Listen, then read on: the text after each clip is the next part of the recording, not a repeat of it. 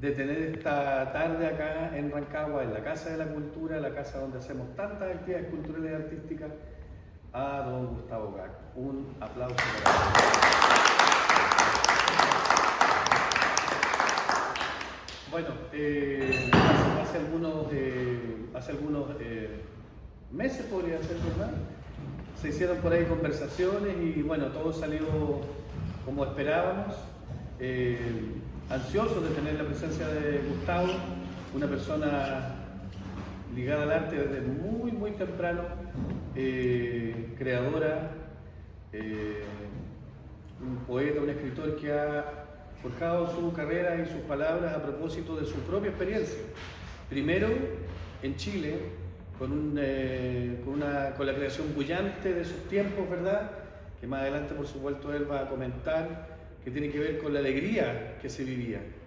Y después, por supuesto, con el gran cambio que a todo nuestro país nos cubrió de alguna manera, pero que de alguna manera también hizo más fuerte a las personas. Y sobre todo a las personas creadoras, las personas que creen en que el arte y la cultura son un elemento, un vehículo para salir adelante, para buscar en la belleza de las cosas la fuerza para vivir. Así que de verdad es un ejemplo y de verdad, Gustavo, muchas gracias por venir. Y nada, pues teníamos harta esperanza en que, bueno, muchas otras personas que nosotros también conocemos, rancagüinos, rancagüinas, vinieran este día, pero como dice el dicho, pues, estamos los que estamos.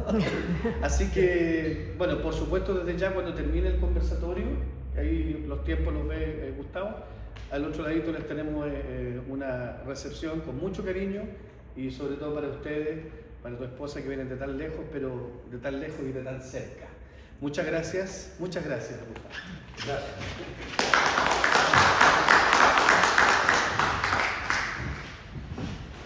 Bien.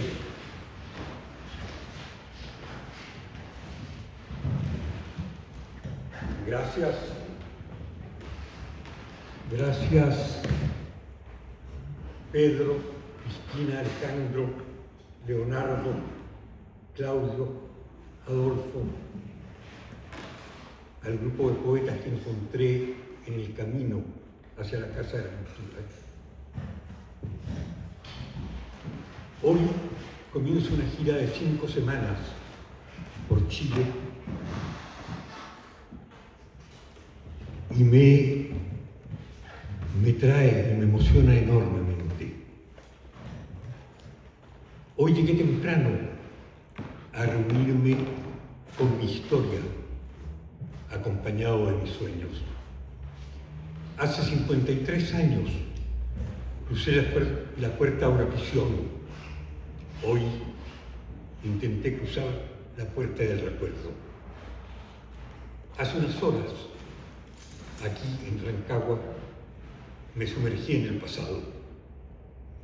Desde hace 53 años, mis versos caminan por el mundo, se visten de otros idiomas, recogen otros dolores, van de festival en festival, de lectura en lectura, han cruzado tantos caminos, buscando tantos mundos.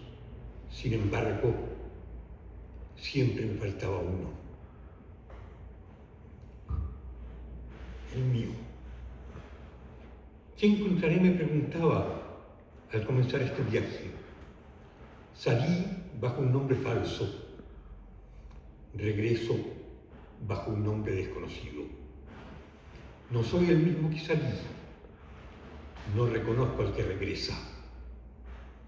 Y hoy me encuentro frente a ustedes tratando de unir el ayer con el presente.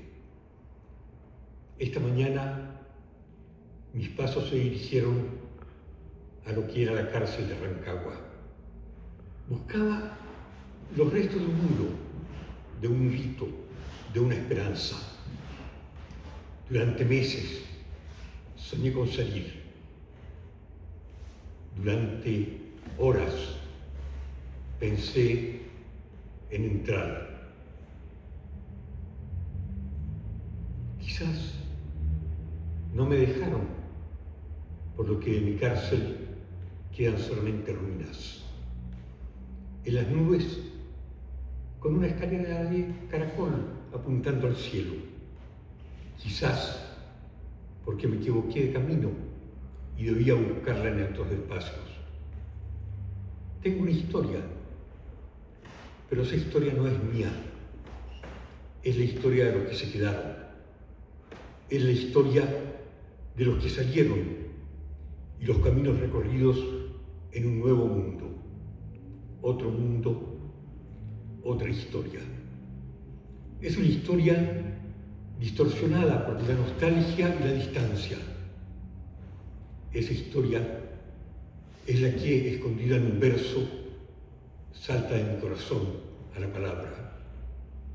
En este viaje de mi poesía por la tierra de la que nunca debí ser expulsado, intentaré regresar a la primera palabra, a la primera imagen, adivinar significados escondidos, olvidados, más de una vez, significados que han cambiado con el pasar del tiempo. Anoche no dormí. Estaba lejos, muy lejos. Estaba cerca, tan cerca y a la vez tan lejos. No dormí. Los cerrojos, el ruido de los cerrojos regresaba. El dolor de mi pueblo, de mi gente, regresaba. Me llamaban, regresé. Crucé otra puerta. Era la sala de interrogatorios en la Intendencia de Rancagua. Aprendí que los sueños pueden dar nacimiento a pesadillas. De esa lejana época quedan noches en vela, pesadillas, el despertar temblando y gritando, el ruido de los rumbrosos cerrojos al abrirse la puerta de mi celda en la noche. Lo que no queda son los poemas que escribí en la cárcel. Los enviaba a casa de mis padres, escondidos en una ropa interior inmunda, para que escapara a los ojos de la censura. Mi padre los quemaba religiosamente en las hogueras del miedo, no fueran a caer en manos impuras en un allanamiento. Lo único que recuerdo es que en uno de ellos hablaba de la libertad, esa que mi mente ejercía, escapando por la pequeña ventana de 3 barrotes que desde mi celda me abría el camino a las nubes.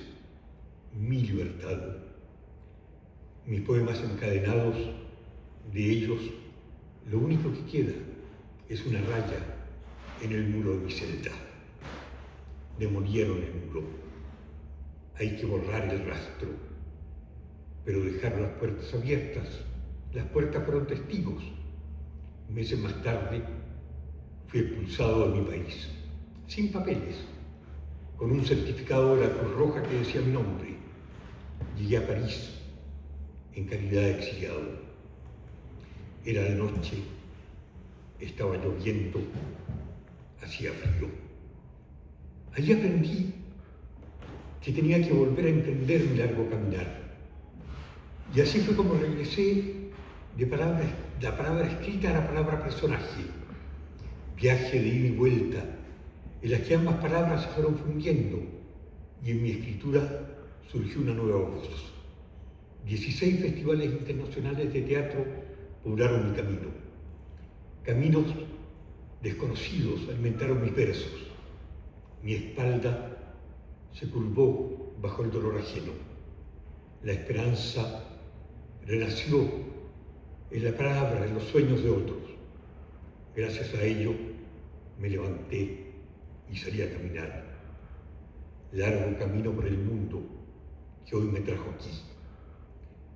Llevo tantos años caminando por caminos de eterna búsqueda. Desde que, hace unos días, di el primer paso en el camino del regreso. Imaginaba el encuentro aquí, con el amor, con la felicidad, con mi gente. En sueños me encontraba con los míos, aquellos que me estaban esperando. Subía a las barricadas, lanzaba poemas al viento, el escenario se iluminaba. Al despertar, desaparecían, sin despedirse, caminando en la oscuridad, en la clandestinidad, en el miedo que reina, en el país de los fantasmas. Conocí al clandestino, escondí al perseguido. Compartí mi pan con el hambriento. Morí 1000 veces en la distancia, sin conocer el muerto al que acompañaba. O, si era mi muerte la que me acompañaba. Soñé hasta que me faltó el aliento. Desperté aterrado. Los fantasmas que pueblan mi vida invariablemente reaparecen en las noches en vela, en las noches de tormenta, o simplemente al despertar, al apagarse las luces que iluminan mi camino mientras continúo caminando a ciegas, buscándome, la llama de mi lámpara extinguiéndose, y yo guardo un poema de amor en una vieja maleta antes de emprender un nuevo viaje. Regreso para volver a salir. Un día descubrí el sueño. Aprendí que a veces, contadas veces, los sueños se cumplen. En 1968 estaba en Colombia. De regreso de un viaje por Bulgaria, Praga, París, Madrid, abandoné mi universidad y salí a buscar mis raíces creando el correo de la poesía. En aquella época era más fácil encontrar un poeta nuestro en París, en Europa, un libro nuestro en París, en Europa, que encontrarlo en nuestra América Latina, entre un país y otro. Estábamos desconectados, estábamos solos. Salí caminando, me quité la corbata para siempre, calcé chalas campesinas y partí en busca de mi pueblo, en realidad en busca de mí mismo. Llevaba una vieja tula en la que, en cada lugar al que llegaba, leía poemas, algunos míos, algunos de otros, El Santo, Neruda, Gabriela, Nicanor, y al salir, los poetas del lugar arrojaban sus poemas en la tula y seguíamos hasta la siguiente ciudad. Me detuve un día en Colombia. Estaban ensayando La buena alma de Szechuan de Bertolt Brecht. Y Santiago García me invitó a lo que era un ensayo general. Y en el momento final los tres dioses suben sobre un viejo escritorio y se van de este mundo, despidiéndose del aguatero Juan, diciendo: no encontramos un hombre bueno en esta tierra.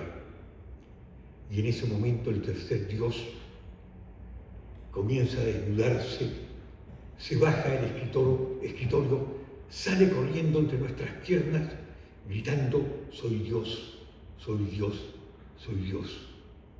Aplaudí. Me dije: pero qué vaina tan macanuda, va mucho más allá de Bertolt Brecht. Lo encontraron 3 días más tarde vagando por los cerros alrededor de Colombia, buscando a Dios. Lo encerraron en un manicomio.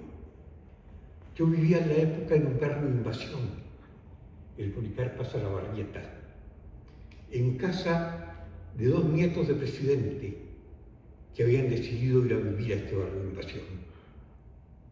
En la mañana llegó un mensajero que me dijo: chileno, Santiago quiere hablar contigo. Sospeché. Fui a la Candelaria y me dijo: ¿quieres ser el tercer Dios? ¿Quién puede rechazar tan divina invitación? Así que pasé de poeta leyendo poemas a actor de teatro, leyendo a Brecht, interpretando a Brecht. Más tarde, en Chile las cosas cambiaron y necesité de las voces de mi pueblo. regresé a mi tierra y a su gente.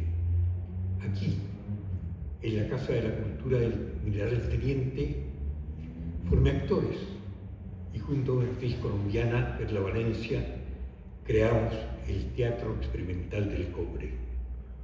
Nuestros actores fueron los mineros, sus esposas, sus hijos. Ahora le toca al pueblo, escuché en mis oídos. Así aprendí que los sueños son recurrentes. Federico sonrió. Hace 55 años, los hombres de cobre salieron de las entrañas de la tierra y bajaron a contarme su historia. Demos la voz a la historia, la palabra del poeta, dijeron. Sube a nacer conmigo, hermano. Y subiste, el uno subiendo al cielo, negando el aire a los hombres de cobre. Era la tragedia del humo. Hace 81 años, 355 cuerpos pagaron el precio del cobre. Fue la ambición, no el humo, lo que mató a los mineros, dijo el poeta.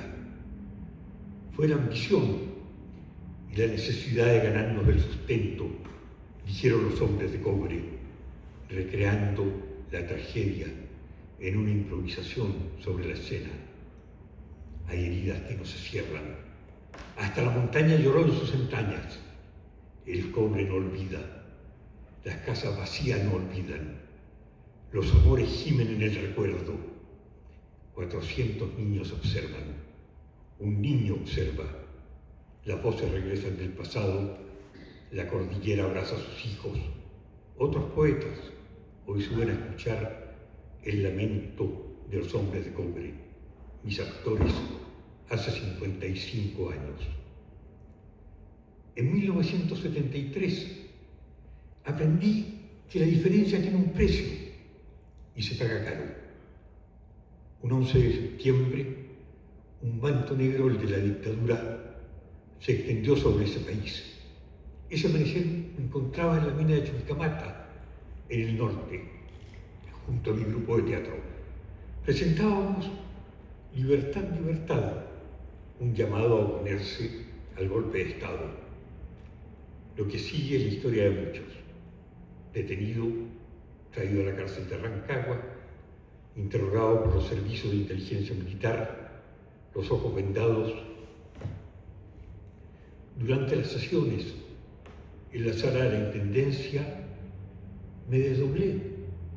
Abajo quedó mi cuerpo. Porquería de cuerpo cobarde. Temblaban las rodillas. Intenté mantenerme en pie y rodaba de lado a lado por los salones de la Intendencia. Mi mente estaba afuera, observándome. Me alertaba. Mantén la voz neutra, sin emociones. No hay que dar una pista. Lo que no me dijo fue cómo controlar mi cuerpo. La mente fue el actor principal. Mi cuerpo, pobre personaje secundario. Conserva el tono de voz, que no sea la voz que te traicione. Esa pregunta se acerca. Las preguntas no tenían sentido. La tortura sí. Romper la dignidad del ser humano. Un día se abrirán las puertas y por ellas pasará un hombre oliendo a orines, a miedo, sonando sus pasos para herrumbrosos cerrojos. Un día me llamaron por el altoparlante, mi nombre seguido de un a la Guardia Armada. Temblé. Medina. Me pregunté si resistiría una cuarta sesión.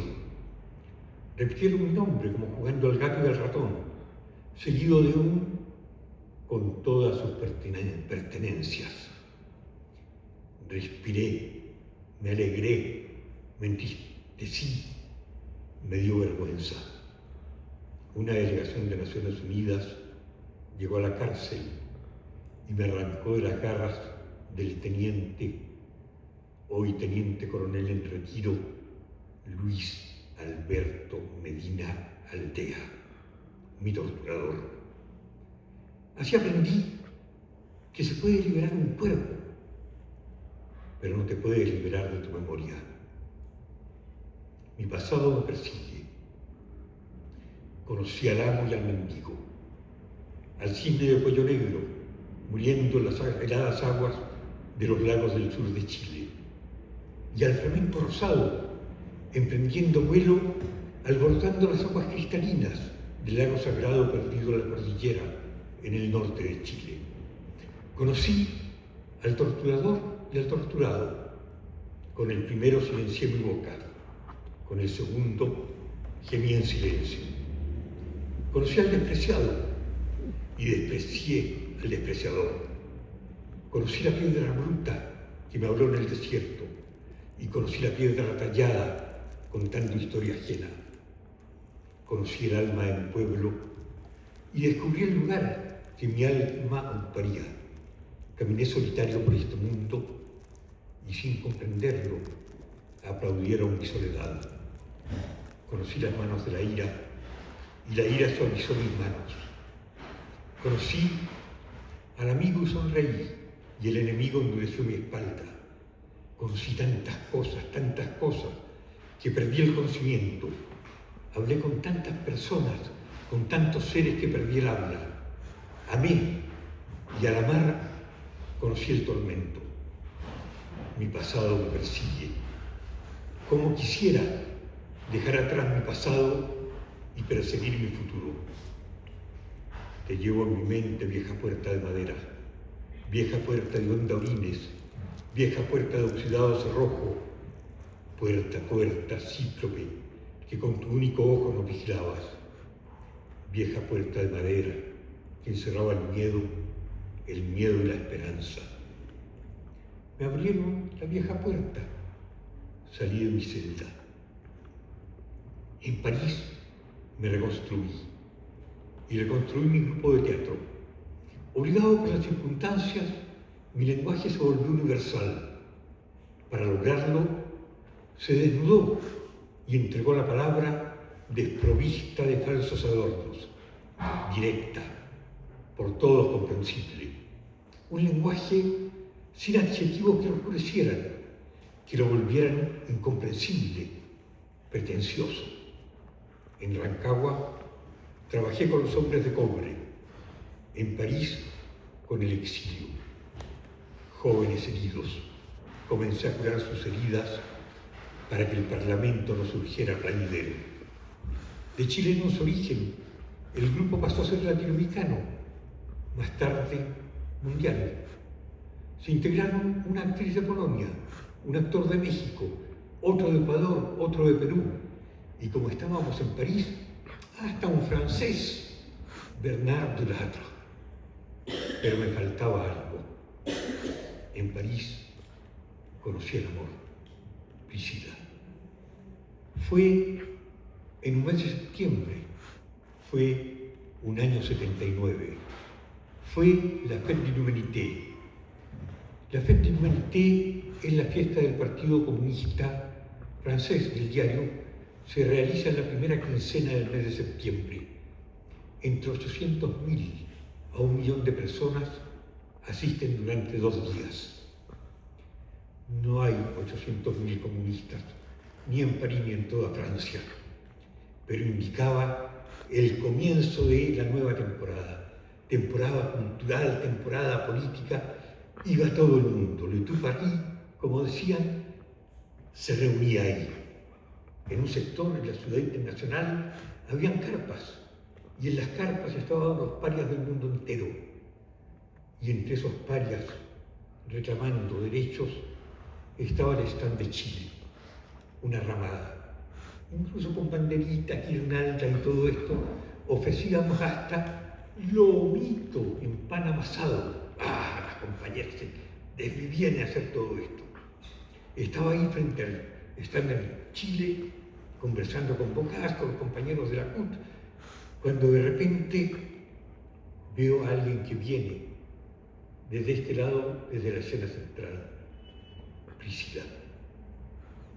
Había escuchado de su belleza, había escuchado de su inteligencia, no había creído, A su lado, un chileno, un ex amigo mío. Lo fulminé con la mirada. ¡Fua! Llegó hasta mi lado y me dijo: Gustavo, te presento una actriz caribeña. Logré coordinar el movimiento de mis manos con mi boca y no quedarme como pescado fuera del agua, boqueando delante de ella, conservando mi dignidad. Y de repente Priscila me dice: Monsieur, ¿necesita una actriz? Oh Dios, necesité.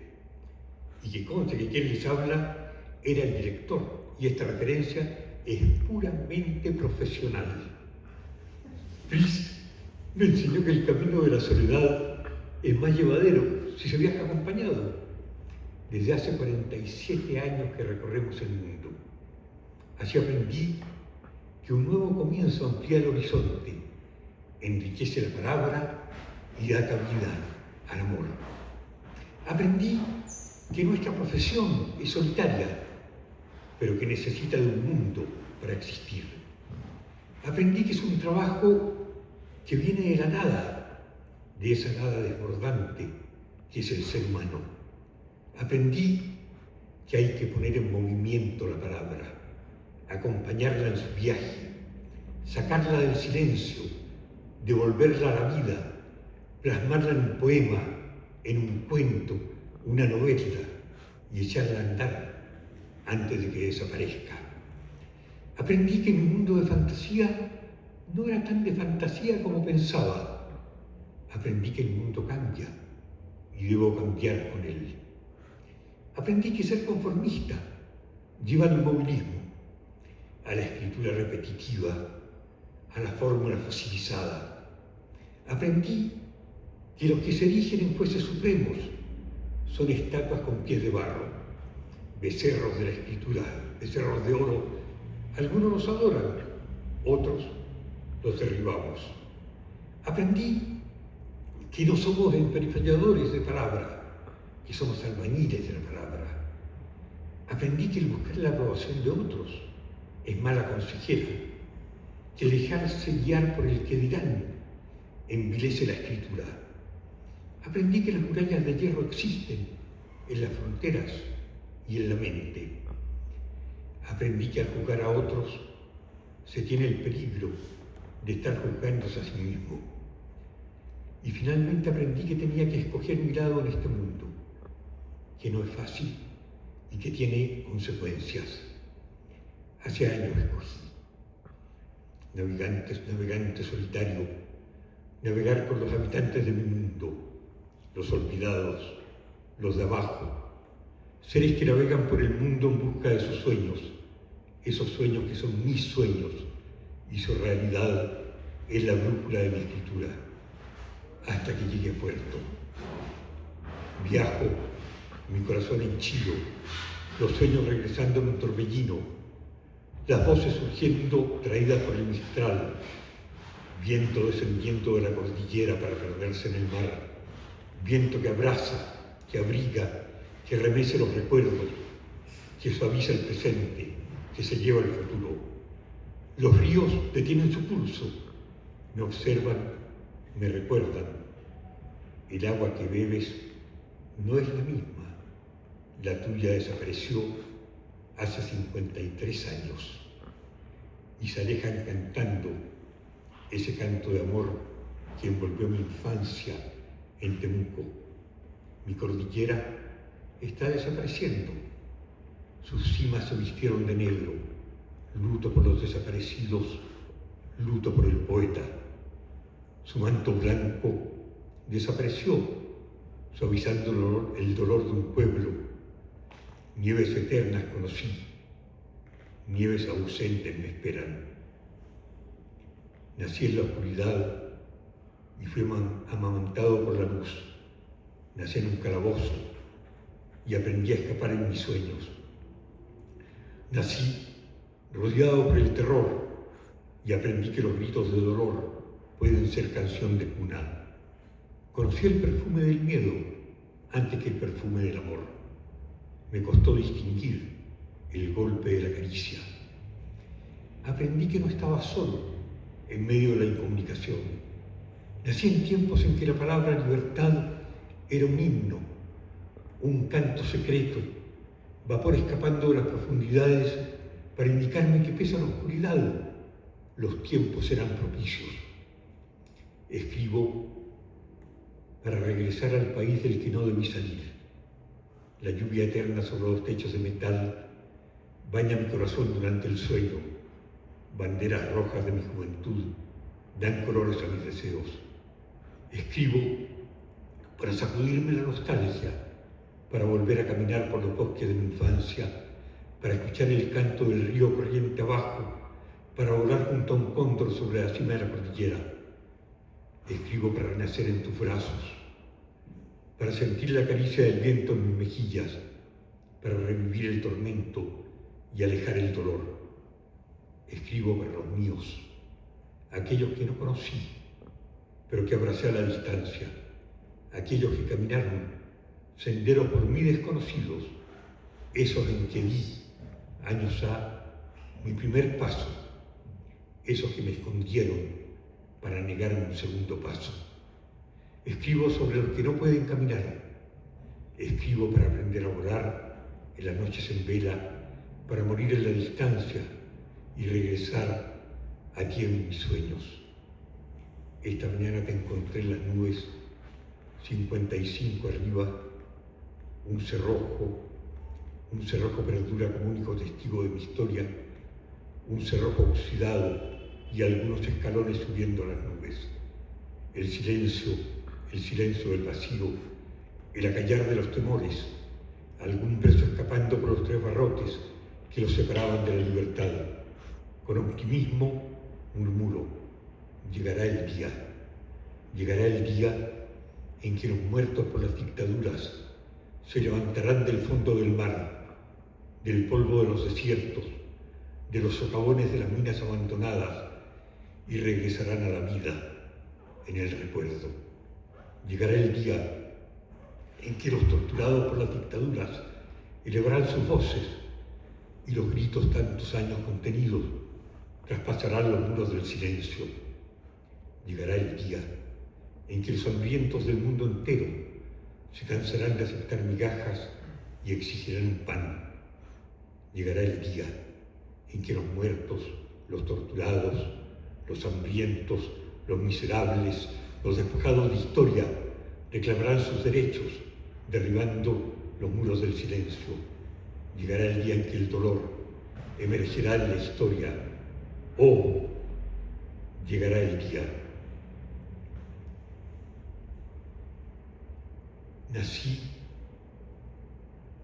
Nací viejo.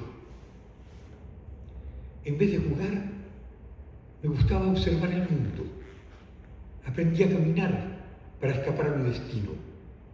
Las caricias despertaron mi cuerpo. Los golpes blindaron mis sentimientos. En vez de poseer, intenté amar. Mi espalda se curvó para escribir. Mi espalda se curvó para leer. Mi espalda se curvó bajo el peso del dolor ajeno. Nací viejo. Intenté cambiar el llanto por la risa. Al caer, pensaba 2 veces antes de levantarme. Sabía que volvería a caer. Pisaba terrenos peligrosos. Quisieron enseñarme la seguridad y preferí el peligro. Quisieron uniformarme y preferí la diferencia. Quisieron enseñarme que la vida es dulce, dulce como la piel, como la voz de la persona amada, como el viento silbando en mis oídos, dulce como el agua corriendo vertiente abajo, que la dulzura era mi destino. Y sin embargo, preferí la sal que cubría el rostro, la sal que poblaba el rostro de mi amada, la sal que ardía en mis heridas, la sal del sudor que caía de mi cuerpo, la sal que recorría el desierto, mezclándose con el polvo de los muertos. Nací viejo, preferí ver la realidad a que me contaran cuentos de hadas. Hoy, viejo, espero la muerte, intentando ser el niño que no fui. Gracias.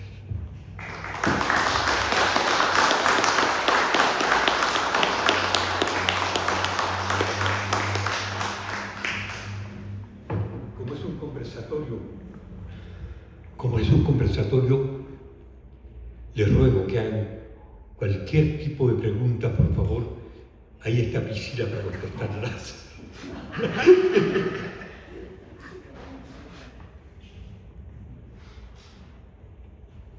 ¿Puedo decir algo? ¿Puedo decir algo? Por supuesto. Sí. Bueno, estoy muy emocionada con su escrito. Yo no lo conocía. No sabía que usted existía. Y hasta tengo ganas de llorar ahora porque me emocionó demasiado. Y quisiera decirle que lo felicito por su resiliencia y por lo bonito que escribe. Cómo puede transmitir su sentir de una manera tan hermosa a través de las palabras. Y bueno, en este mundo todos hemos sufrido de alguna manera, todos traemos la cuota de sufrimiento. Tuve amigas que fueron torturadas también, me contaron cómo las torturaron. No podía creer que podía existir tanta crueldad, tanta bestialidad. Y ahora que yo también viajé mucho, he vivido más afuera que en Chile, también he sido una peregrina, también escribo, estoy escribiendo mi historia también, pero ahora que vine a vivir a Chile no me gustó, porque Chile está muy dividido. Aquí o eres de izquierda, comunista, o eres de derecha, cuico, y la gente se la pasa todo el tiempo insultándose, deseándose el mal, deseando casi que la muerte del otro. Y yo digo, ¿cómo es posible? Si somos un país, ¿por qué nos tiene que separar, no? Este asunto de la política. Pero claro, ya nos separó, porque incluso en mi familia, pues hay gente de derecha, hay gente no de izquierda, pero que tiene un pensamiento más avanzado. Y he escuchado a mis tías viejitas decir, está bien que mataran a todos los comunistas en mi propia mesa de mi casa. Tuve un amigo que también estuvo muy cerca de Salvador Allende, que también es escritor, que ya murió. Y yo me siento pues muy feliz que usted haya logrado encontrar el amor, porque no cualquiera lo encuentra en esta vida. Y llevan ya pues muchos años juntos. 47. Y yo no lo logré, no creo que ella lo logre. Y por eso me impresiona y me admira cuando veo una pareja que se ama tanto a través del tiempo y a pesar de todo lo que usted sufrió, usted logró encontrar el amor. Y eso es maravilloso, puede irse contento con eso. Escribe, bueno, me encantaría leer sus libros, ¿verdad? Ahora que ya lo conozco. No sé qué más decirle porque encuentro que su vida ha sido muy fuerte, todo lo que lo han lastimado acá en Chile, eso en su propio país, otro chileno. O sea, ¿cómo le podemos hacer eso a un hermano? Pero siento que la vida lo premió también, porque tiene una familia, tiene un amor que lo acompaña y una linda familia que lo ama, y creo que esa ha sido su recompensa. Y bueno, pues que sigamos adelante todos como humanos, y estoy muy feliz de haberme venido porque me iba a venir, no sabía que esta conferencia al final dije, ¿por qué no voy a ir? Así que muchísimas gracias. Preguntas, le podría estar haciendo muchísimas preguntas, pero simplemente quiero darle las gracias por existir. Gracias. Gracias a ti por palabras. ¿Qué te puedo decir? No hay respuesta, no se sabe. ¿Por qué en un momento determinado no somos capaces de establecer un diálogo? Sobre todo tener el respeto por el otro ser humano. ¿Por qué en un momento determinado nos cegamos? Antes del golpe no se hablaba. En casa de mis padres era imposible comer juntos. Siempre había una explosión. Hoy se está regresando de alguna forma a esto. Vivimos en Estados Unidos. En Estados Unidos hoy el miedo recorre las calles y el miedo es terrible. Gente que no habla español por temor a que lo detengan. Gente que por el color de la piel se esconden porque saben que en algún momento los pueden tomar y pueden terminar fuera. Un ejército de 12 a 15 millones de personas que no tienen papeles en una población de 50 a 60 millones de hispanohablantes. No vivimos en tiempos en que se pueden permitir aniquilar un pueblo y que se vea en televisión, en que la gente se acostumbre a que las bombas van eliminando Gaza poco a poco, como alguna vez se acostumbraron a Vietnam. En las primeras salimos, rompimos los carteles, botamos todo lo que había de la Alianza para el Progreso en aquella época. Con el pasar del tiempo, fue una noticia que de la primera página pasó a una cosa de este tipo, chiquitita. Si la gente se va acostumbrando, los medios de comunicación van metiendo la cosa y quitándole lo que es su importancia. ¿Quién piensa hoy en los palestinos? ¿Quién piensa hoy? Piensa hoy en la gente que surcó el tapón del Darién para tratar de llegar a un sueño que es imposible, un sueño americano que lo vendieron y que no existe, pero gente que huía del hambre, la miseria, tratando de crear una familia, que pasaron por violación, que pasaron por muerte, que quedaron niños muertos a metros de cruzar el Río Grande. Nuestras nietas se quedaron esperando jugar con ellos en las calles de Nueva York. Nuestras nietas son americanas por la mamá, son latinas por nosotros, son chilenas sin haber pisado Chile acá todavía. Van a venir, algún día van a venir. Es la educación, es poder entregarle a la gente la posibilidad de pensar. Es decir, no nos creyamos todo lo que dicen.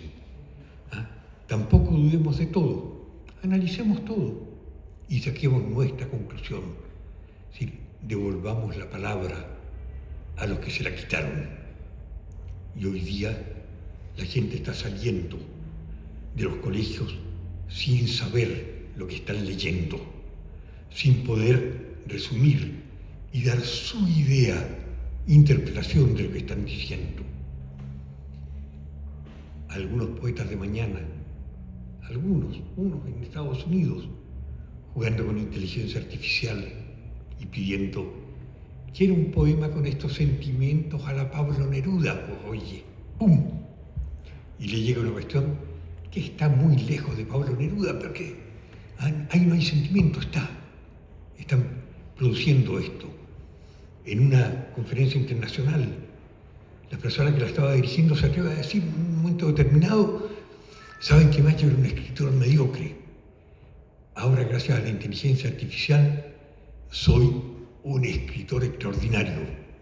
Bueno, salí inmediatamente de la conferencia, apreté el botón y le dije, chao compadre, usted aquí no tiene nada que hacer, es otra historia.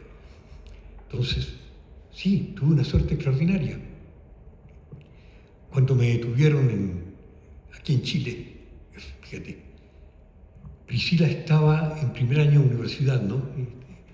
En la UPR, en Puerto Rico.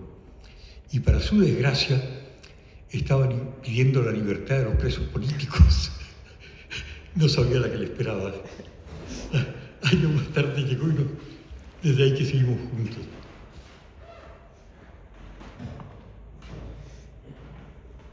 Sí. Bueno, estaba escuchando la presentación respecto del tema histórico que fueron tan unidos en nuestro país, en la dictadura. Y bueno, es importante hacer un cruce del comportamiento sociológico o sociopsiquiátrico desde esa época respecto de la de ahora. Claro, indudablemente hay cosas que quizás antiguamente el nexo humano que había entre las disputas, digamos, todo lo que significa la reforma agraria, todo lo que significa todo ese proceso y los cambios, versus ahora en que estamos en una sociedad prácticamente del descanso psicológico, como lo planteaba bien usted, y eso significa que de alguna manera estamos en un retraso, que se destruyó la educación básica en este país. Hemos vivido como 30 y tantos años post dictadura en una etapa sin solución a lo más importante, que es la educación.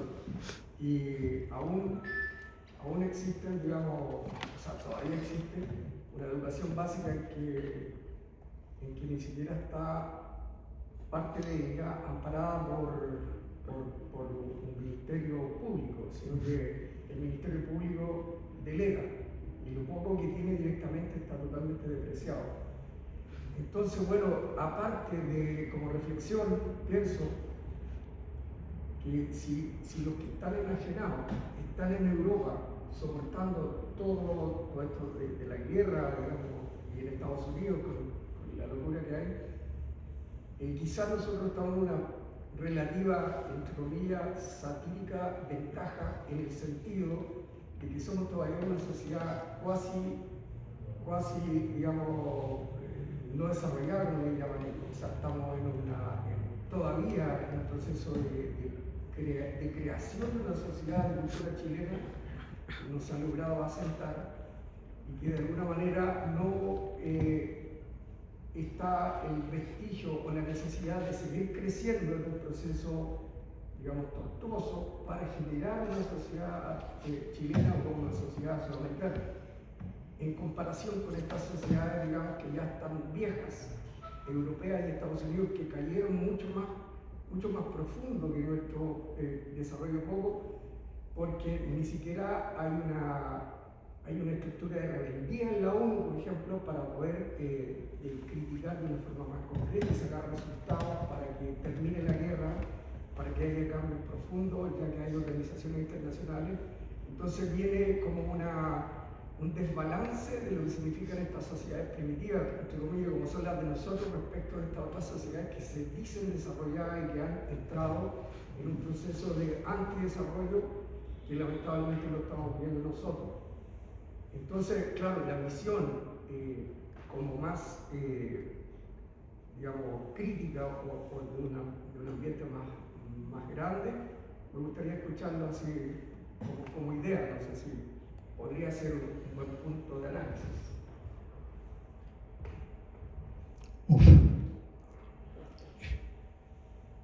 Entramos en terrenos profundos, ¿bien? Yo diría que no es un país y otro. Lo que en este momento estamos viviendo es el poder de las corporaciones, el poder del dinero. No les interesa un Trump, no les interesa un Milei, no les interesa, no voy a decir qué más, pero sí, si vamos descartando a la gente, los diferentes gobiernos, interesa los medios de producción, interesa la riqueza. Ellos están mandando en este momento en el mundo. Hay muchas marionetas, se aprovechan del ego extraordinario de este emperador que tenemos, que quiere crear el mundo a su imagen y semejanza.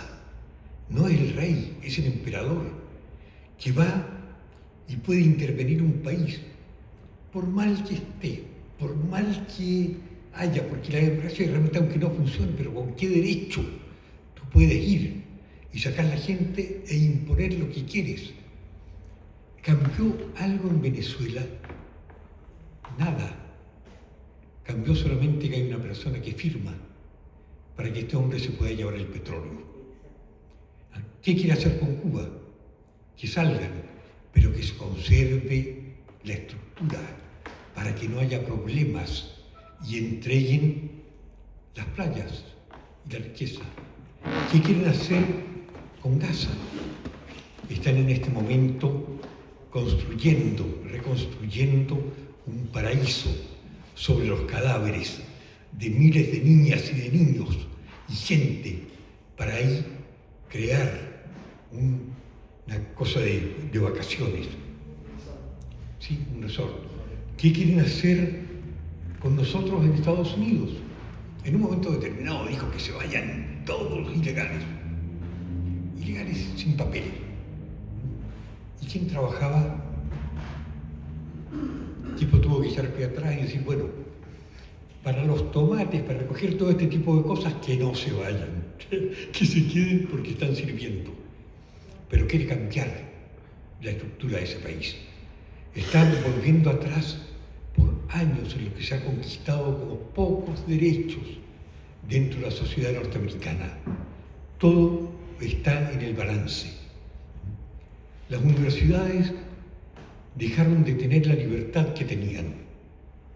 Hoy, Harvard, Columbia, NYU, todos están entregando los programas de estudio a este hombre, todos están entregando la lista de estudiantes extranjeros para que los investiguen y vean que no sean enemigos del sistema. Todos están entregando los detalles de las investigaciones. Sí, se acabó la libertad de expresión, se acabó la libertad de crear. Es decir, lo que en un momento, en el año 68, gritábamos y peleábamos por la reforma universitaria, por abrir las puertas del conocimiento, no para que entrara, para que saliera, para que fuera donde verdaderamente tenía que estar, democratizar la enseñanza, sin bajar el nivel, sobre todo sin bajar el nivel, dándolo realmente que se necesitaba. Hoy en Estados Unidos se homogeneizó lo que eran las grandes universidades, piensan dos veces. Estuvimos en un congreso en Barnard, frente a Columbia University, a la Universidad de Columbia, en un 7º piso. Estábamos leyendo poesía, lanzando poemas al cielo. Abajo estaban los muchachos manifestando en contra de la invasión a Gaza. En esto llegan arriba y nos dicen, se cerró, por favor váyanse por su seguridad, hay manifestaciones abajo. Bueno, la poesía aterrizó de un viaje. Del 7º piso abajo donde estaban los cabros, muchos de los poetas, para sobrevivir, son profesores, dijeron tenemos que cuidar el empleo y salieron. Con Priscila, como ya estábamos aparte de jubilación, ella, dijo, yo no tengo que cuidar absolutamente nada y por costumbre, chao. Nos fuimos a estar con los cabros para que sintieran que un par de viejos por lo menos estaban ahí y que la poesía tenía sentido de estar ahí y no haber estado en el 7º piso, fuera de la realidad. La realidad después nos sacó a patadas con que hacer lo que quiero, realmente corriendo, pero logramos que nos abrieran las puertas, quizás porque nos vieron así. Y por ahí salieron la cabrería, corriendo rápidamente hacia el metro. Es una realidad. Se peleó mucho porque la universidad tuviera el derecho a la palabra. El muchacho que echó por estar a favor de Palestina. Crimen horrible, participó en las manifestaciones. ¿En cuántas manifestaciones yo no participé en este país, en mi país? Y me echaron por otras razones, no por haber participado en las manifestaciones. Bueno, un poquitito se dieron cuenta que era por ese lado. Es eso, es una cosa a nivel mundial. No es que haya una conspiración, no. Es el poder económico. Y el poder económico pesa. El poder económico puede fijar las leyes, puede destruir. No quiere que la gente piense, necesita esclavos para que vayan en un momento determinado a trabajar y producir en lo que se necesita. Y ojalá esclavos atemorizados por la inseguridad. Sí. Porque la inseguridad es la gran arma del poder y de los que tienen dinero. Sí. Te asustan, te aterran, te hacen creer que estás viviendo, que te van a asaltar en cualquier esquina, Sí. mientras te quitan todo con esa excusa. Esa es la verdad de lo que está pasando. Pero esa terapia de shock es histórica. Es histórica. Hoy al menos en las nuevas generaciones se está impartiendo algo que es súper peligroso. O sea, ya es dejar de lado cualquier grado de empatía. Exacto. Entonces, Que no eso ayudes a nadie, que no conozcas al que está al lado, yo recuerdo tiempo atrás cuando mi círculo social siempre ha sido gente mayor que yo. Entonces los viejos me decían, puta, éramos del tiempo en que tú no puedes hacer esto porque eres pobre. Tú no puedes hacer esto porque tú no eres acá, o porque tú eres mujer, o porque te ponían una serie de trabas. Y hoy día estamos en un ciclo distinto. Tú puedes, tú tienes que hacerlo, tú esfuérzate, mientras tú más te esfuerzas, más. Y eso es una realidad, una mentira gigantesca, porque te venden la ilusión, por ejemplo, de ser, no sé, de ser millonario, o el sueño americano, como decía el compañero acá. La meritocracia no existe, dejó de existir hace muchísimo tiempo.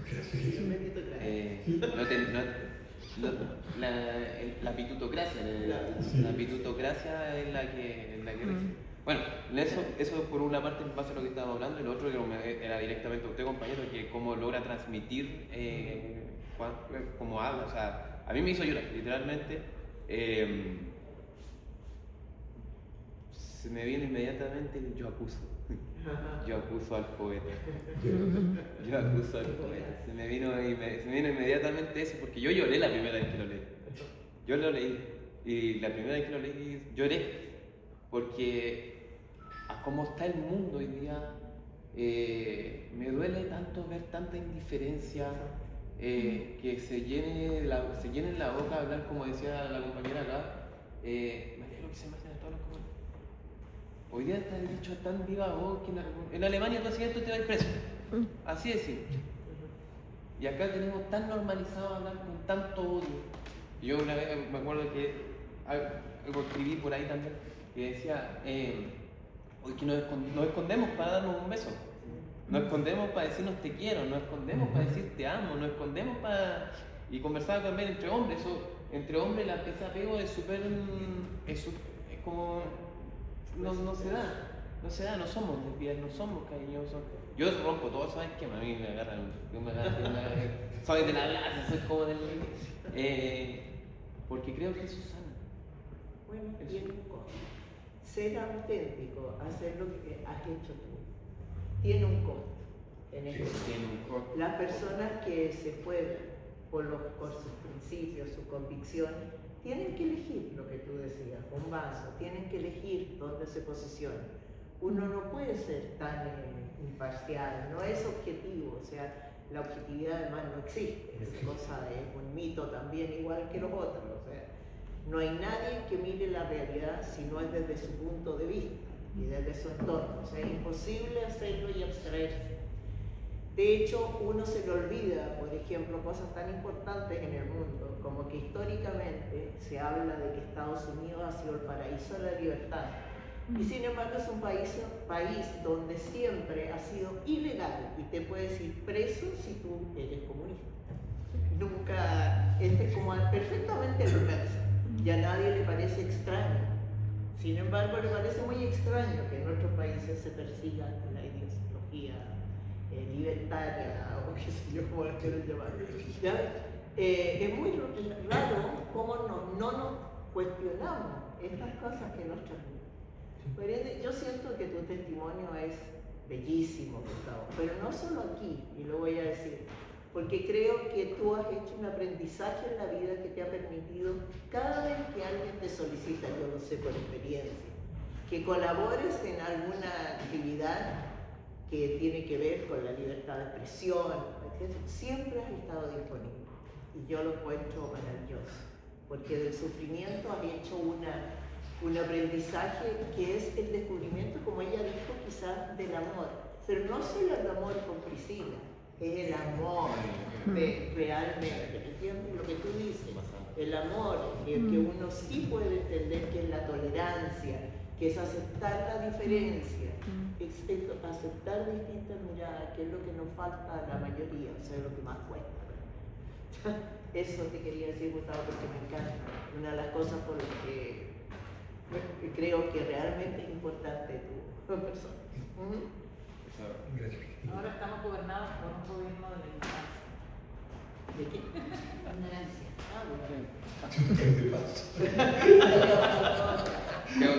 Creo que acá todos tenemos una opinión política con respecto a eso, pero es más que claro. Pero al fin y al cabo esa ignorancia no nació de ahora. Esa ignorancia se viene impartiendo desde muchos años atrás, desde la música, desde el escrito, desde la facilidad de tener acceso a todo. Hoy día literalmente quiero un ChatGPT, quiero un poema de esto y te lo da. Pero sin sentimiento, como dices tú. Eso es lo que yo quería Porque llegar. la inteligencia artificial es un gran hackeador, o sea, la inteligencia artificial recoge todo lo que existe.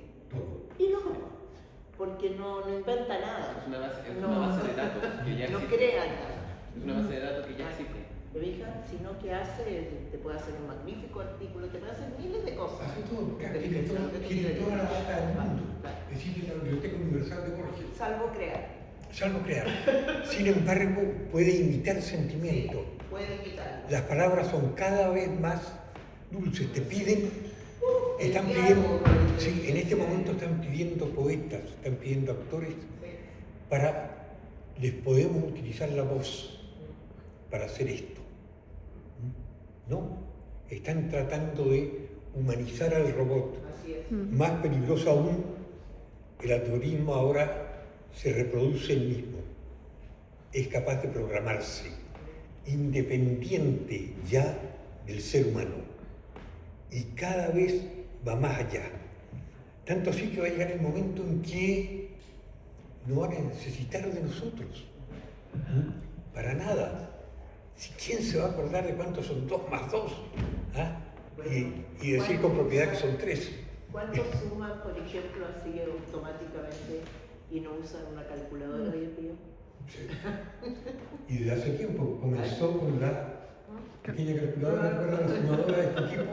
Para cualquier operación. Y la gente dejó de multiplicar y de dividir. Una raíz cuadrada, ¿para qué? Vaya. ¿Ah? Entonces, poco a poco te vas acostumbrando a ser dependiente. No es que tengas el conocimiento para hacer mejores cosas, sino depender de. Es una maravillosa herramienta. Claro que sí. Claro que sí. O sea, al final va a quedar siendo obsoleto y va a ser necesario solamente para las cuestiones básicas, porque difícilmente vas a encontrar un robot que te pueda resistir al agua y todo para poder arrancar las cosas de la tierra. ¿Tú crees? Vamos a llegar. Yo tengo Isabel Allende, cuando comienza un trabajo, un libro, escribe algo, tiene todo un equipo que investiga por ella. No puede investigar absolutamente todo y le van entregando las cosas. Bueno, gran parte de ese equipo se quedó cesante porque ahora lo tiene inteligencia artificial. Si le pido todos los datos, están ahí. ¿Se usa o no se usa? depende de cómo la uses, para qué la usas y quién está mandando. Si estás mandando tú en lo que estás pidiendo con un objetivo claro, o si está mandando la maquinita, el algoritmo que te está contestando y te está seduciendo y te conduce a una cosa determinada. Es difícil. En la traducción se usa porque te produce cosas, ahorra tiempo. No, y los traductores simultáneos, por ejemplo, están siendo eliminados, porque hoy día se puede traducir cualquier cosa. Yo mando una carta y la pongo con traductor y me la traduce al idioma que yo quiera, prácticamente. Sí. No tienes para qué aprender a hablar un idioma si tú pones el teléfono intermediario. Claro. Ahora hay que tener la capacidad suficiente de ver qué es lo que tradujo, cuál es el sentido que le está dando. Porque basta una coma mal puesta, basta una palabra distinta y te van cambiando sentido y te llevan por otro lado. Una traductora mía de uno de los libros viene de Harvard, todo lo que quieras. Yo hablé sobre los campos en el norte de Chile. Estaba hablando de la época de la dictadura. Y me lo tradujo como esos campos floridos que están en el norte de Chile. Y pensó que era la gran ¿Tú crees que es posible traducir la poesía conservando y respetando el sentimiento del poeta? Ahí yo no me meto, si la que se está y trabaja con todo. Buena pregunta. ¿Se puede? Se puede. Yo, fíjate que me cuesta, o sea, he intentado leer, por ejemplo, poesía como la clásica, Las flores del mal, y es distinto leer cualquier traducción al castellano que leer en francés.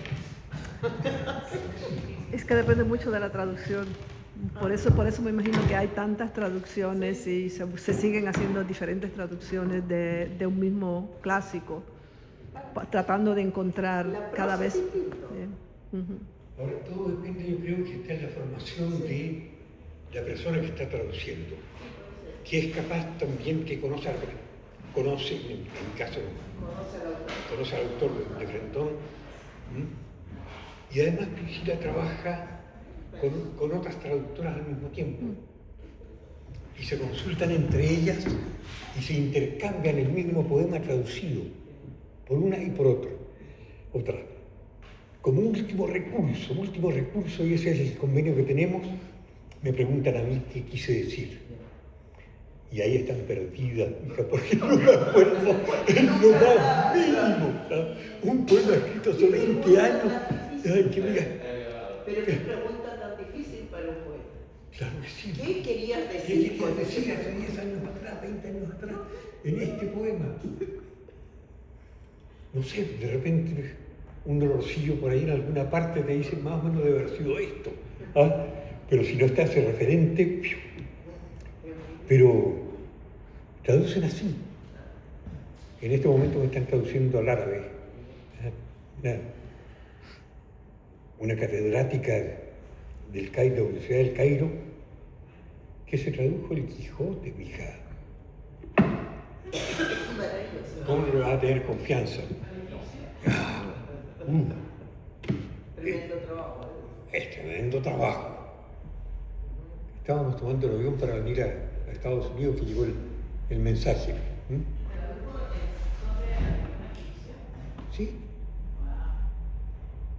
Mi padre decía que el Quijote era el libro en aquella época. Era una joya literaria porque tenía todas las palabras del idioma español ahí. Y esa fue la genialidad de su padre. Bueno, eso me lo dijo mi padre, ¿no? Pero no sé si será verdad.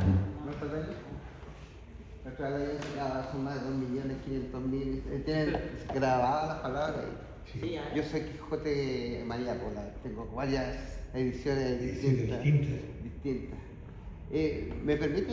Sí. Bueno, un gusto conocerte. Yo vine por referencia, yo tengo un gran amigo acá, gente de la compañía de Teatro Machi, a quien quiero mucho y que fui invitado a actuar con ellos hace poquito. Sacamos Pedro, Juan y Diego otra vez.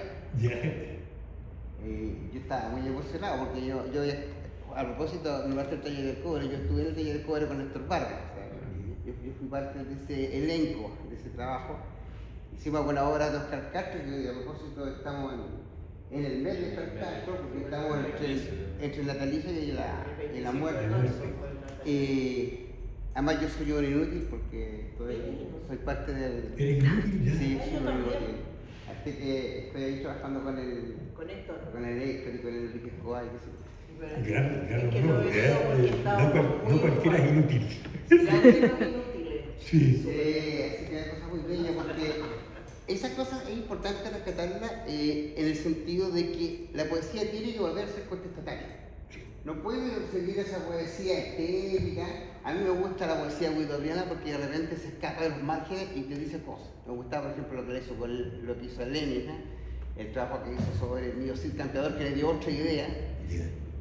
Y evidentemente Altazorki es un lenguaje desde el alma, o sea, es un hombre un ser humano que se está desintegrando, ¿cierto? Hasta que finalmente se vuelve cosmos, o sea, una cuestión súper interesante lo que ocurre. Creo que hoy día en el concepto de aldea global, que están metiendo, nosotros tenemos el concepto de aldea global, ya el señor Trump dijo que era un patio trasero, ¿cierto? Ya hoy día la diferencia es que ya no es un insulto, es una realidad que ya nos la escupen a la cara, o sea, ya nosotros somos tercermundistas y somos gente de bajo nivel, ¿no? De bajo nivel. Así nos tienen catalogados. Sin embargo, seguimos dando la guerra por la verdad. A mí lo que me preocupa es el acomplejamiento de la cultura, el acomplejamiento del arte, el acomplejamiento de la política. Y de repente, por ejemplo, ya estamos abiertamente en una avanzada de una ultraderecha fundamentalista, ideológica a morir, y que nos dijeron de que la izquierda era la ideológica, porque la izquierda, en consecuencia yo veo a la izquierda completamente atomizada, que como acorralada, dispersa, ya no se habla nadie con nadie, y todo eso ha hecho de que también la cultura vaya en retroceso.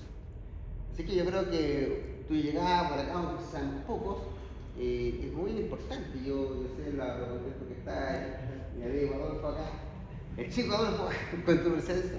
Y bueno, yo creo que en este mismo momento están los chicos de la Orquesta Sinfónica de los Castro haciendo su trabajo allá, así que tal vez por eso hay tan poca gente acá, porque la Orquesta Sinfónica está... Entonces, en paralelo, pero ojalá que revienta la cultura por todos lados y lo que tú vienes a hacer acá es nuevamente, es como a darnos ánimo, ¿no? Se genera una necesidad de sobrevivencia. Hay mucho que hacer, hay mucho camino que explorar, fíjate. Yo creo que estos festivales internacionales que se están dando me enriquecen el alma, es un momento, siempre y cuando sea una comunión entre los poetas. No hay competencia alguna. No son los recitales, fíjate, el poder hablar, nada más que eso. La palabra, hay que cuidarla, no es sagrada. No, como yo digo, mi palabra es una puta. Absolutamente. ¿Pero qué querés que le haga? Es la mía. Cuida tu tono, que no sea tu voz la que te... Sí. Pero hay que darle paso de palabra.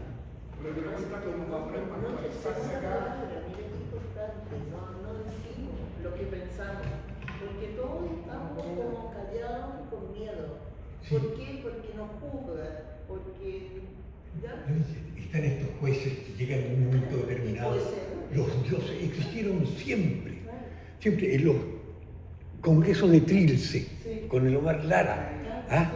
Llegaba Lucho Bocás, que era el crítico, todos esperábamos que Lucho, a ver qué es lo que va a decir Lucho. Y de repente Lucho lo único que quería era tomarse un trago, y dejarlo tranquilo. Llegaba Rojas. Lucho, digo, era la alfombra roja formada con los cuerpos de los poetas, que también esperando la aprobación. En París, perdón, era exactamente igual. No entrabas si no tenías un padrino que te abriera el camino.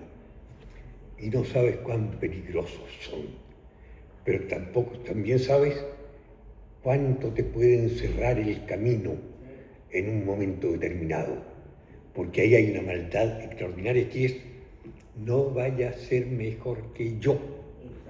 Y ¡bum! ¡Chao! ¿Qué tú me decías? Creo que vamos a seguir allá. Una última pregunta.